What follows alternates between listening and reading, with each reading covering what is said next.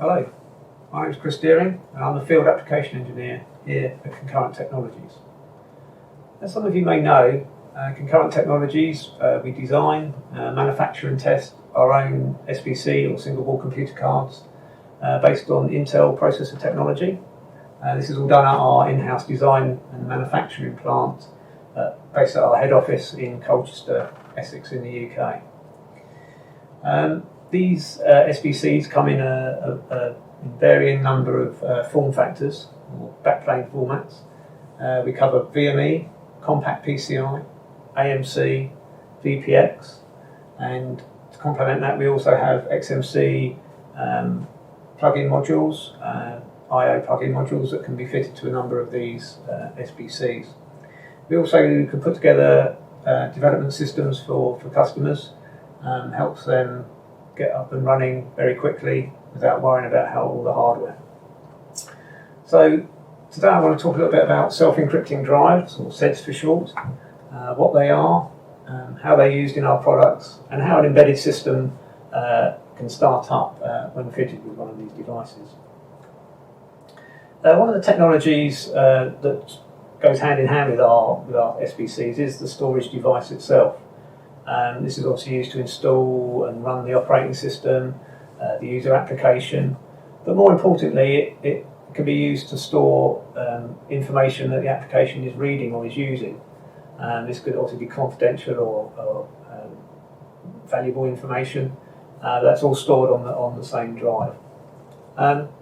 Storage technology in recent years has advanced considerably, both in terms of storage capacity, but also in access times, both read and write have gone up considerably or decreased considerably. But also this has led to new technologies that a few years ago wouldn't have been available without a great deal of software and expense. So there's been quite a lot of improvements in this area.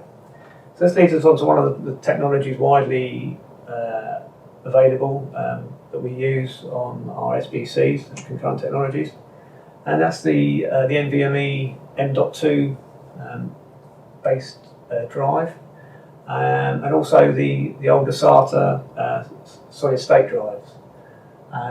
This new technology can potentially bring Opal 2 compliance, which allows for self-encrypting drives.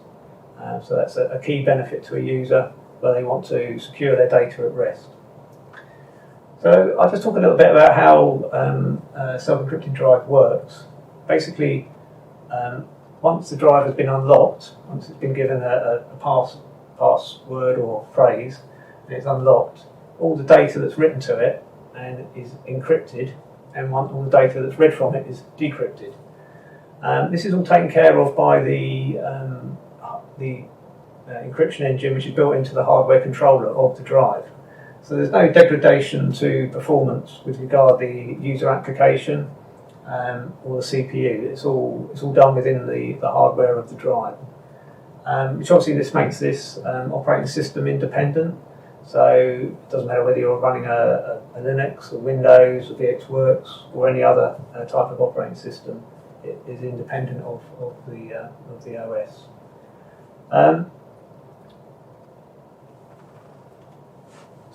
So now I'd just like to talk a little bit about the different formats that are available and what we can supply. Here we've got a couple of examples. At the top left here we have the NVMe based M.2 module. This comes in a couple of sizes. You've got 42mm or 80mm sizes. And then down below on the left here we have a traditional SATA solid state drive, 2.5-inch drive, but this is an Opal compliant, 2.0 compliant drive, so it's self-encrypting. And we've also recently designed and produced our own ruggedized VPX carrier card that allows 2 removable M.2 modules, which is obviously very useful for a ruggedized environment, able to remove the physical drive. So, as mentioned, to be able to unlock the drive, you need to be able to enter a password or a passphrase.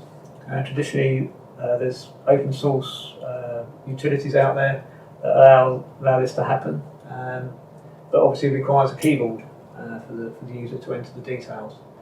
So that's not going to work with an embedded system, or unlikely to work with an embedded system where you need there's normally no user interaction at startup. So ways to get around this is potentially to have a remote authentication server connected via a secure Ethernet connection to the host.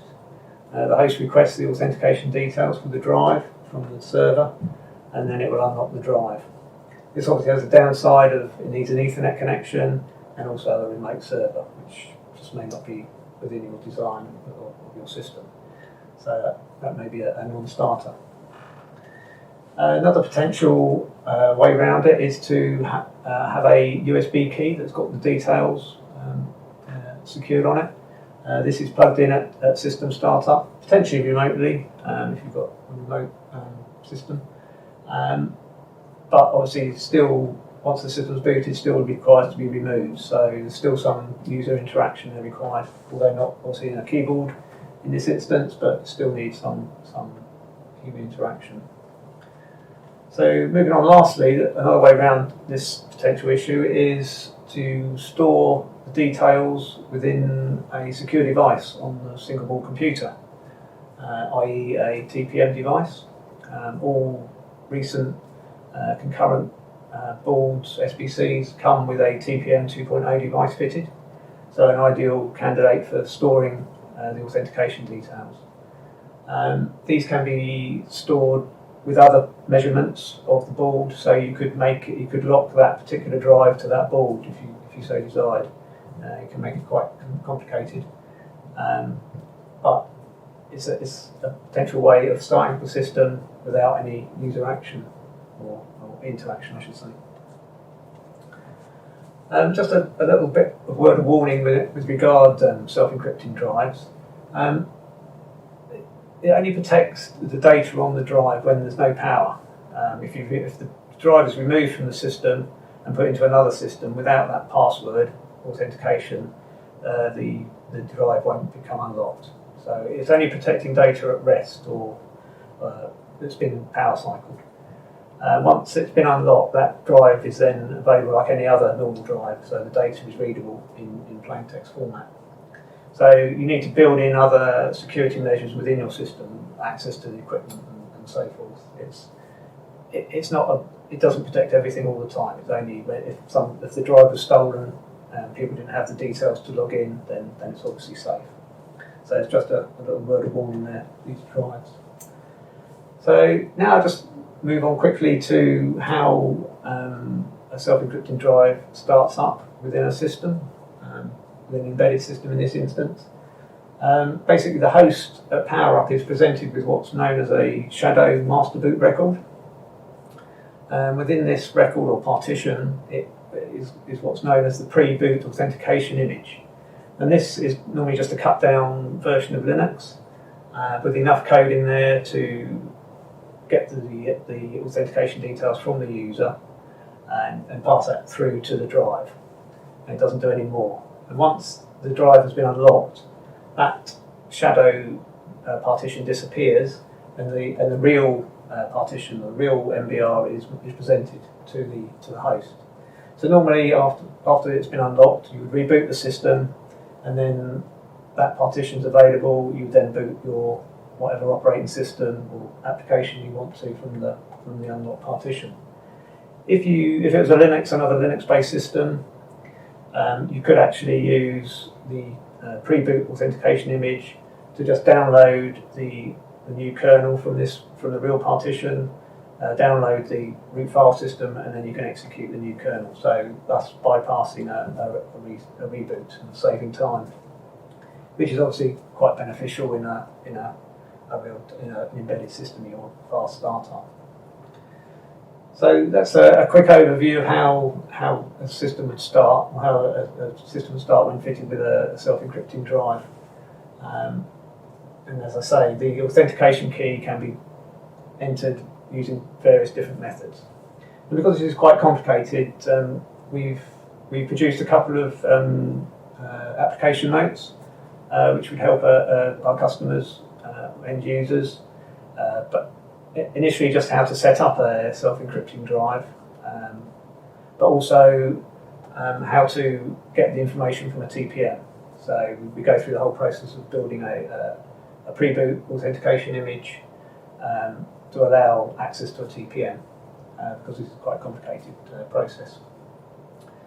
So if there's anything that we can help you with regard self-encrypting drives, how to initialize them, how to start up an embedded system, please don't hesitate to contact us via the website or via your sales representative, and we'll be more than happy to help you out with anything in this regard. So thank you very much for listening, and goodbye for now. Thank you.